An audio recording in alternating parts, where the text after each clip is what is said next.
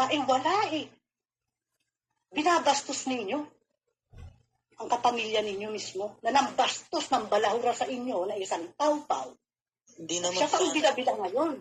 Hindi naman ako sanang gagatong masakit talaga ang mararamdaman ni diyan. Kasi ang lalabas diyan, parang mas mahalaga si Pau-Pau sa inyo. Dapat pinagsuri nyo muna ito. Bago mo binibida. Hindi kaya makasabat pa, hindi ba PMT yung na yan na beforehand nag-usap-usap na sila na magkikita-kita sila? Wala ka idea? Hindi ba kayo sinabihan?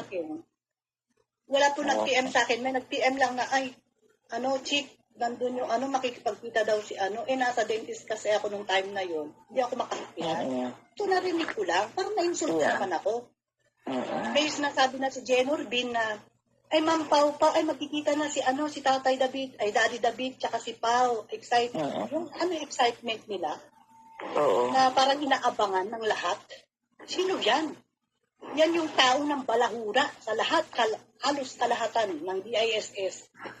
Welcome ng ganun in public, sa channel pa talagang Tatay David, na doon ako nakipaglaban, nakipag-away. Nagkaroon ng kaaway dahil sa mga nalagpusan yan. Di ba DISS ka, check po? Di ba? Kung hindi lang tingin ko po sa kanila, hindi po ako, bilong sa group kasi ayoko eh. Ayoko nang may kagrupo.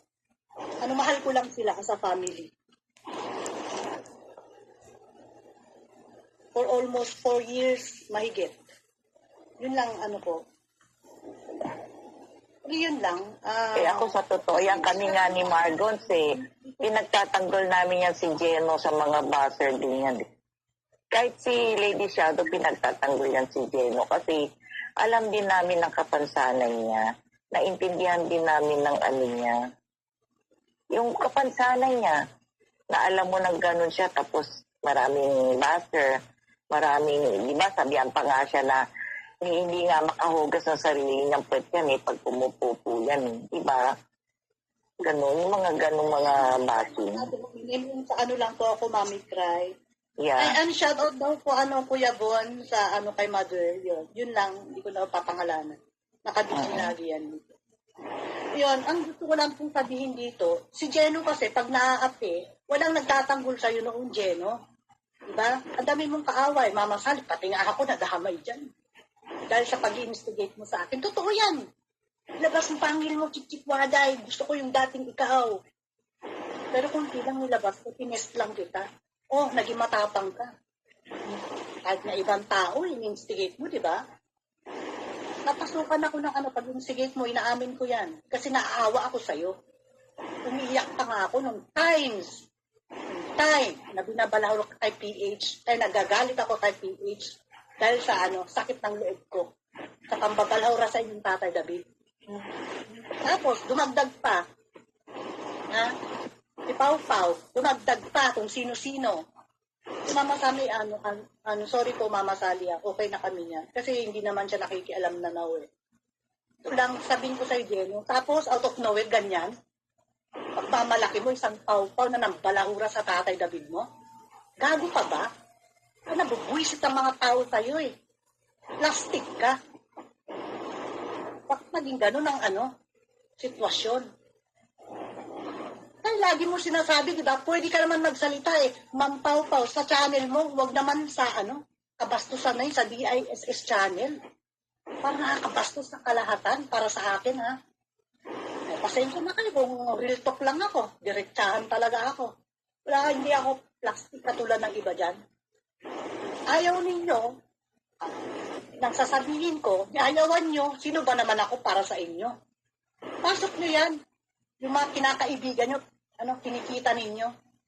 Pagkita kayo kung kani-kanino, hindi nyo alam kung anong. Pag nagka-problema, hindi nyo na ako maasahan. Hindi na ako sabi naman yung Tatay David, hindi ko kailangan ng takapagtanggol. Pero, nung time, na walang nagtatanggol kay Geno, sino ba nagtatanggol dyan? Sino ba nakikipaglaban sa manangaapi dyan? Kasama din ako doon.